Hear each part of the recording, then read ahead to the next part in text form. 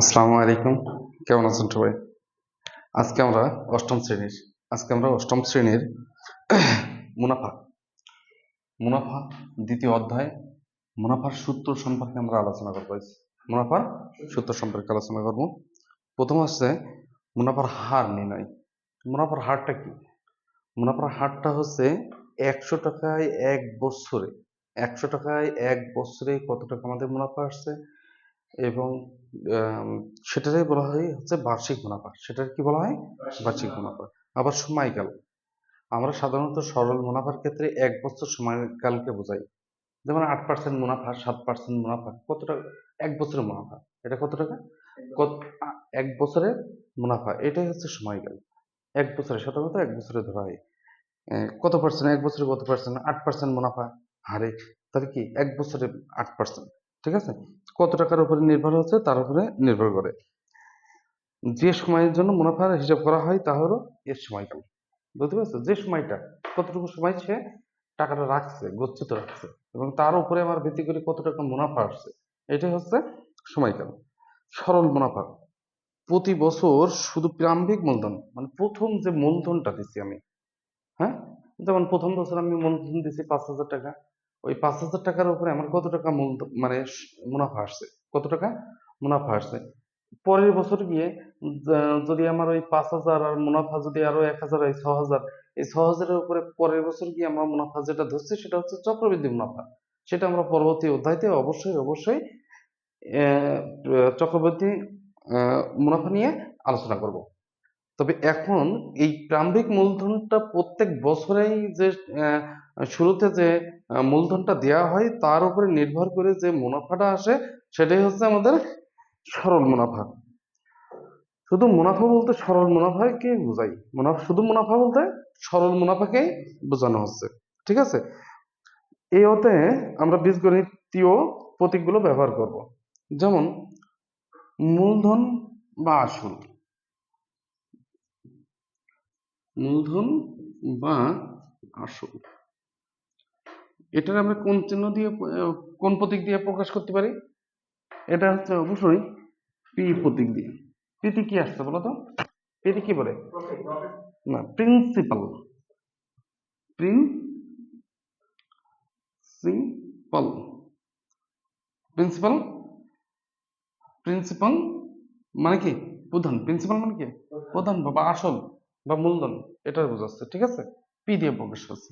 এবার আসলে আমরা মুনাফার হার। মুনাফার মুনাফার হার আমরা কি কি দিয়ে প্রকাশ করি? আর দিয়ে। রেট। রেট বানান কি বলো দিন? রেট। ঠিক আছে। আরে টি রেট। আচ্ছা, এবার আসি আমরা মুনাফার হার পেলাম। এবার আসবো আমরা সময়। সময় সময়টা আমরা কি দিয়ে বোঝাই? এন দিয়ে। তাই তো? এন দিয়ে বোঝাচ্ছি। এনতে কি হয় বলো দিন? এন দিয়ে মূলত টাইম। টাইম। টাইম মানে কি? সময়। TI, time. বাকিটা কি আছে আমাদের? মুনাফা। মুনাফাটা কি দিয়ে প্রকাশ করি বলো তো আমরা? আয়। আয়টা কি বলো দিন? ইন্টারেস্ট। আয়টা হচ্ছে ইন্টারেস্ট। বানান করো। IN R E interest. তাই তো? ইন্টারেস্ট। এই চারটা বিষয় আমাদের যদি একটু মনে রাখতে পারে, তাহলে এই জিনিসটা একদম সহজ হয়ে যাবে। একদম সহজ হয়ে যাবে। এবার আমরা জানি ভালো করে এই জিনিসটা খুব সুন্দর করে আমি সবার উদ্দেশ্যে বলছি। সরল মুনাফার ক্ষেত্রে আমি এখন যেটা করব, এটা সবার জন্য খুবই খুবই গুরুত্বপূর্ণ। আমি এটা বুঝাই দিচ্ছি কিভাবে করব। আহ, মনে হয় দেখা যাচ্ছে। প্রথমে আসি আমরা মূলধন, মুনাফা। প্রথমে আসবো কি? মুনাফা সমান সমান আয়। তাই না? মুনাফা সমান সমান আয় সমান সমান পি আর এন। মুনাফা আয় সমান সমান কি? P R N. অথবা আয় সমান সমান আমরা কি লিখতে পারি? পি আর এন লিখতে পারি। হ্যাঁ, আয় সমান সমান পি আর এন। যদি আমাদের মুনাফা যে এত টাকায় এত টাকায় এত বছরে কত টাকা মুনাফা, এত পার্সেন্ট হারে, তাহলে আমরা ডাইরেক্ট মুনাফা যদি উত্তর চাই তাহলে কি দেবো, আয় দিয়ে এই সূত্রটা পাঠিয়ে দেবো। বোঝা গেছে? এটা বুঝতে কোনো সমস্যা আছে? এটা অবশ্যই মাঝখানে কিন্তু গুণ চিহ্ন, এটা কি চিহ্ন আছে মাঝখানে, গুণ চিহ্ন, P R N, P into আর ইন্টু এন। এটা কি বোঝা গেছে? হ্যাঁ, এবার দেখি আমরা যদি ভালো করে মনোযোগ দিতে হবে এখানে। হুম,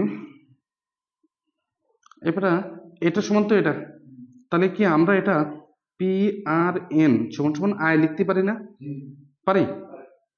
অর্থাৎ এইটা সমান সমান এটা, বুঝতে পেরেছো এটা? বা খেয়াল করি একদম মনোযোগ দিয়ে, পি সমান সমান কি, আই বাই আর এন। এটা বুঝতে কোনো সমস্যা আছে? হ্যাঁ, আই বাই আর এন, এটা হচ্ছে পি সমান সমান কি বলো দিন, আসল। তাই আসল নির্ণয়ের সূত্র কি? আসল নির্ণয়ের সূত্র হচ্ছে পি সমান সমান ওয়ান বাই আর এন। বোঝা গেছে? হ্যাঁ, ওয়ান বাই আর এন। এইবারে যদি আমাদের প্রশ্ন করে যে মুনাফার হার নির্ণয় কিভাবে করব, মুনাফার হার, মুনাফার হার আমরা কি দিয়ে প্রকাশ করি, আর দিয়ে। তাহলে আর সমান সমান কি লিখতে পারি বলো দিন আমরা? এই দেখো, এই আরটা এখানে রেখে দিলাম, তাহলে আই বাই পি এন। এটা বুঝতে পারছো? হ্যাঁ, এটা বুঝতে কোনো সমস্যা আছে? ঠিক একইভাবে আমরা যদি আরেকটা লিখি, সময়, সময় যদি নির্ণয় করি তাহলে কি হবে, এন সমান সমান I by P R, N সমান সমান আই বাই পি আর। এটা কি বুঝতে পেরেছো? আর কি বাকি আছে? চারটে হয়ে গেছে না? একটা, দুইটা, তিনটা, চারটা। এই অধ্যায়তে আমরা এই চারটা সূত্রই ব্যবহার করব। এই চারটার ব্যতিক্রম আর কোনো তেমন কোনো সূত্র আমাদের নাই। বোঝা গেছে? আচ্ছা, তাহলে এই চারটা সূত্র ব্যবহার করেই আমাদের এই অধ্যায়ের অঙ্কগুলো শেষ করতে হবে। আমি আবারও একটু বলছি, রিপ্লে করছি, দেখো, মনে রাখার জন্য। মূলধন বা আসল আমরা কি দিয়ে প্রকাশ করি, আর, হ্যাঁ, ওই পি দিয়ে। পিটা কি, প্রিন্সিপাল। পি দিয়ে কি বোঝায়, প্রিন্সিপাল। মুনাফার হার কি দিয়ে প্রকাশ করছে, আর দিয়ে। আরটা কি, রেট। তারপরে আছে কি, সময়। এনতে কি হয়, টাইম। এনতে টাইম। আবার মুনাফা সমান সমান আই সমান সমান ইন্টারেস্ট, তাই না?